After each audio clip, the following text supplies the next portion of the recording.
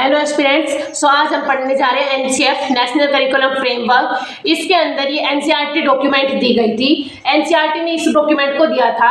इन्होंने इसको 4 टाइम्स ये वर्क पब्लिश हुआ था। सबसे पहले 1975, 1988, 2000 एंड 2005। करंटली आज हम जो फॉलो कर रहे हैं वो है एनसीएफ 2005, जो कि 4th एनसीएफ है और वो 22 लैंग्वेजेस के अंदर हमारे पास अवेलेबल है।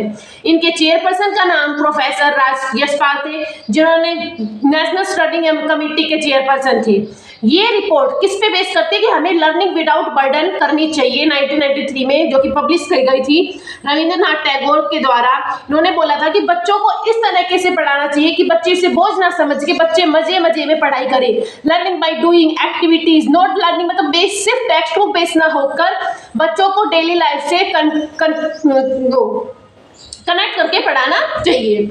ये एनपी 1986 के ऊपर जो आई थी हमारी नेशनल पॉलिसी ऑफ एजुकेशन 1986 में, इसके बारे में बताया गया था।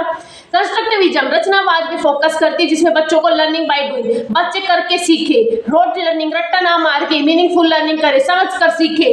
टीचर एक फैसिलिटेटर, एक सुविधाजनक की तरह होना चाहिए, जो उसे सोर्सेज प्रोवाइड करे, हेल्प प्रोवाइड करे, स्कैफोल्डिंग जो कि वाइगोत्स्की ने कहा था कि टीचर ऐसा होना चाहिए वो बच्चों को थाली में परोस के ना दे, वो बच्चों को खुद कहे, खुद परोसे।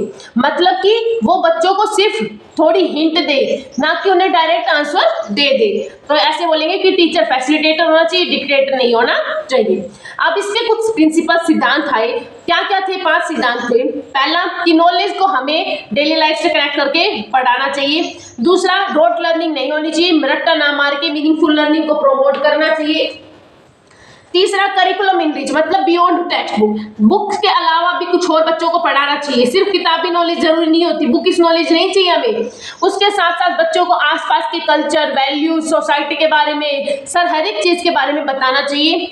Make child democratic person, have ability to listen others, मतलब बच्चों को एक राजनीतिक पर्सन बनाना चाहिए जिससे कि वो दूसरों की बातों को भी सुन सके, अपनी बातों को रखे भी और दूसरों को बातों को सुने भी।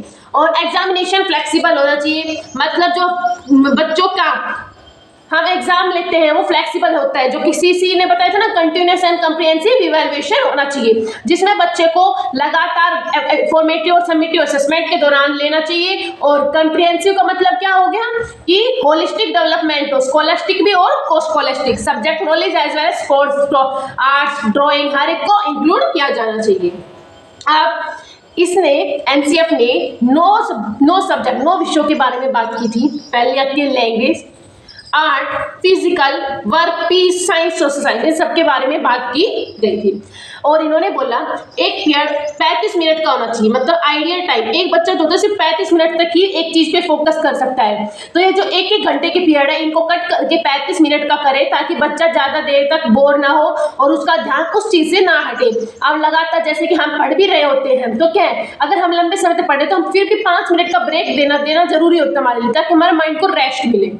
और इन्होंने क्या बोला कि जब बच्चों को हम पढ़ाएं तो उस दौरान हम कौन सी लैंग्वेज का यूज करें? मदर टंग लैंग्वेज का। अब उसी के साथ इसी टॉपिक में हम एक और टॉपिक कवर कर देंगे, वो that is the 3 language formula. Implement किया गया था एनसीएफ 2005 के अंदर, कोठारी कमीशन ने दिया था 1964 से 1966 में। ये शुरू हो चुका था, लेकिन क्या करें, अब ऐसे थोड़ी है जो अभी शुरू हुआ, अभी बोल रहे बीएड 1 साल की होगी, 1 साल की होगी, कब से बोल रहे हैं, लेकिन क्या अभी तक लागू हुई है? तो भाई इस फॉर्मूले के साथ थी कि 3 लैंग्वेज फॉर्मूला बहुत सालों से बोला जा रहा था कि ये फॉर्मूला अप्लाई करो, ये फॉर्मूला अप्लाई करो, लेकिन इसको एनसीएफ 2005 ने फिर से बोला कि अब फिर से 3 लैंग्वेज फॉर्मूला अप्लाई करो। तो अब 3 लैंग्वेज फॉर्मूला था क्या? ये एक इसमें बताया गया था कि बच्चों को इंस्ट्रक्शन, जब बच्चों को बातचीत करे, बच्चों की क्लास हो, तो वो उनकी मदर टंग में होनी चाहिए, उनकी मातृभाषा में होनी चाहिए। मातृभाषा मतलब जिसमें वो आपस में एक दूसरे से बात करते हैं। जैसे कि हमारे यहाँ देखते हरियाणा में हिंदी राष्ट्रभाषा है, पंजाब में पंजाबी, तमिल में तेलुगु, कर्नाटका में कन्नड़, जिस जगह जाते हैं वहाँ पे वही इसकी भाषा का उपयोग किया जाता है। तो हमें बच्चों को जिस जगह का बच्चा है उसी इंस्ट्रक्शन, उसी मीडियम में मुझसे बातचीत करनी चाहिए। अब 3 लैंग्वेज फॉर्मूला में बताया गया, अगर हमारे पास हिंदी स्पीकिंग रीजन है तो 2nd लैंग्वेज इंग्लिश होगी और 3rd लैंग्वेज हमारे पास मॉडर्न इंडियन लैंग्वेज होगी कोई भी।